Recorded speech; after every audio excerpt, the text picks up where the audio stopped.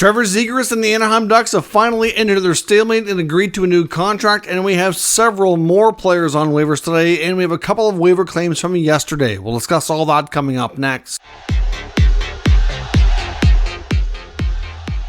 So welcome back to another video here at Top Shelf Hockey. As I mentioned, we have a lot of news to talk about here today. A bunch of players on waivers and a big signing in Anaheim. We're now down to 2 restricted free agents, actually 3, counting Tim Burney and Columbus, but more prominent ones. We still have Jamie Drysdale with the Anaheim Ducks and Shane Pinto unsigned, but Trevor Zegras has come to terms with the Anaheim Ducks. They've made some compromises. They get a 3-year contract, and he gets an average annual value of $5.75. Now, to me, this is more than fair. I would have been comfortable even if they paid him a little bit more.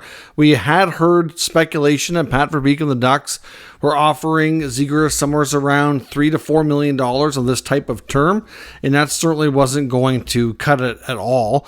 Obviously, some thought that he may be able to command $6 to $7 million. So certainly, this is a lot more close to what Zegras wanted than what the team was offering. But it's kind of the same scenario as the Troy Terry negotiation. They negotiated hard. There was rumors about them kind of lowballing him. They were going to arbitration because he was an RFA with arb rights. Unfortunately, Zegras was not because he hadn't have enough experience yet. And they came in last minute, right before the arbitration hearing was supposed to start, and the Ducks came way up on their offer, and they signed him to a big deal, 7x7. So ultimately, there was word that they didn't want to go above that for anybody else right now, thinking that he was worthy of being the highest paid player in the team. And maybe on a long-term deal, I can see that, but to me, Trevor Zegras is really worth it. And this guy's the real deal. I don't care if you have concerns about his style of play and how fancy he gets out there and some of the skills he has. He still puts up the points. He still gets the results. He's putting butts in the seats with ticket sales. He was, on the cover last year of EA Sports. Like, he's well recognized. He's well worth the money. So I don't know why this took so long, but I'm happy to see Zegras to get into training camp and get him back where he belongs on the ice with the Anaheim Ducks. I think it's more than a fair contract, especially where the Ducks are nowhere near the salary cap. They had like $16 million change in cap space, and now they have to sign Drysdale, which I'm sure they're going to want to do a short-term deal as well, given the serious injury he's recently encountered, which is fine. I don't imagine from his camp that there's any concern there. It's probably more about money again. And if they came up on money on Zegras, I assume they're probably going to do the same on Zegras to get them into training camp. I think some other teams like Ottawa need to do the same thing with Pinto. We'll see what happens here. But good for Zegras. More than fair contract. Absolutely. I think this is probably going to be a team-friendly deal in the not-too-distant future. After he gets playing this year and shows what he can do, I'm sure they'll be looking at this saying it's a bargain contract. Now, we had some waiver claims from yesterday, and we have a whole bunch more players on waivers today as well. Yesterday, for the players on waivers, we had 2 claims. The Pittsburgh Penguins claimed Jets forward Jansen Harkins. So Harkins, who's been kind of a bottom 6 guy, an up and down kind of player with Winnipeg's had opportunities at times, but not super long term. So to me, this is a good chance for him to get a fresh start and maybe secure a spot. Obviously, they'll have to keep him on the NHL roster. I don't know how quickly he'll get to Pittsburgh. Obviously, they're in Nova Scotia today on a game where back in Crosby's hometown in Halifax against the Ottawa Senators, so I don't know when he'll join the team. I would imagine the Penguins are probably heading out either tonight or tomorrow morning because they've already been in Nova Scotia for some time, so I would suspect by the time they play next that he'll be meeting up with them from there, or unless maybe he flies into Halifax tonight and meets up with them. I'm not sure, but either way, he'll be able to join them here soon. So that's hopefully a good opportunity there. I wonder if they're picking up a guy like Harkins. That's probably not good news for like a guy like Colin White, who's in Penguins camp on a tryout. I don't know what White's odds of getting signed were, but I suspect they just dropped a little bit now, considering there's another player they have to keep on the roster. And the Nashville Predators have taken Kings youngster Samuel Fagemo, 23 years old, fairly high dropping. I believe he was a second rounder a few years back.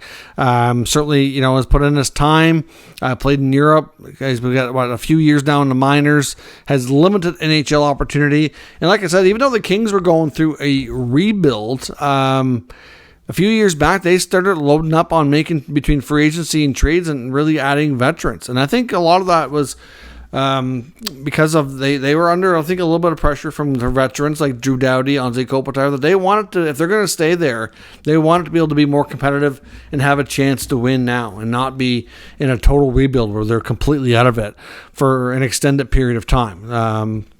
So I think as much as they were rebuilding and getting some guys through the draft, if you look at most of their top roster players and a lot of their big important guys right now, they've acquired through other means. Like a lot of their prospects have not, I'm not saying any of them haven't graduated. I mean, we're going to see an opportunity. Maybe Quentin Byfield becomes that guy who really takes a step this year and grabs a top 6 role. I think he's going to get a chance. But obviously, Pierre-Luc Dubois, Kevin Fiala, they came via trade. Philip Deneau came via free agency. Arvidsson came via trade. They don't have a ton of guys. Some of the defenders, like we're going to hopefully see like Brent Clark, and maybe obviously we know like Mikey Anderson, he came via draft, but like, for the most part, for a rebuilding team, a lot of their top players have come in other means. So it's kind of boxed out some of these prospects. Like you look at some of these other guys that have not materialized. Like Fagemo is not one of the very few. Like Anderson Dolan's been in and out of the lineup. You've got Turcotte that hasn't panned out. There's a lot of guys here. So he goes to Nashville, and we'll see if he can get a chance to get more of an NHL opportunity and make the most of it from there. I know Nashville had a player in Eeli Tolvanen who you could, I don't know, maybe question their handling of his development per se, but he was in their system, and eventually they put him on waivers, and he got picked up by Seattle, and he just took off, and he had a really good year after getting picked up. So maybe this is the way of kind of replacing a younger player in their roster, and hopefully he'll have a similar effect. So new on waivers today, which could be eligible for claims for tomorrow. We've got quite a few here, so bear with me. I'll give you a graphic on the screen courtesy of Puckpedia. So I certainly appreciate seeing these graphics. It makes getting the information to you, the viewer, a little bit easier just from a visual standpoint, since there's a long list to read off of here. But the Anaheim Ducks have forward Glenn Godden on waivers. The Coyotes have several players, including Travis Barron, Cam Crotty, Jan Jenik, defenseman Steven Kampfer, forward John Leonard, Justin Kirkland, and Ryan McGregor, and goaltender Matt Vilada. The Boston Bruins have goalie Kyle Kaiser. The Calgary Flames have 4 players, including goalie Oscar Dansk, center Clark Bishop, Ben Jones, and defenseman Colton Pullman. The Avalanche have a bunch of players too, only 2, including Corey Schooneman on defense and Wyatt Emmett. And then the Dallas Stars have defenseman Gavin Bayreuther, Nick Camano, Fred Karlstrom, and defenseman Derek Pouliot. The Florida Panthers have forward Rasmus Asplund, Gerald Mayhew, and defenseman Lucas Carlson. A little surprised by Lucas Carlson. I thought with the couple of guys like Montour and Ekblad being out for the first few months of the season, there's going to be some openings there. I know they brought in some guys as well, but I thought maybe a guy like Carlson might get more of an opportunity. To me, when I've seen him play in some Florida games, looking at his numbers, like it doesn't look bad. I'm surprised that he hasn't had more of a chance there.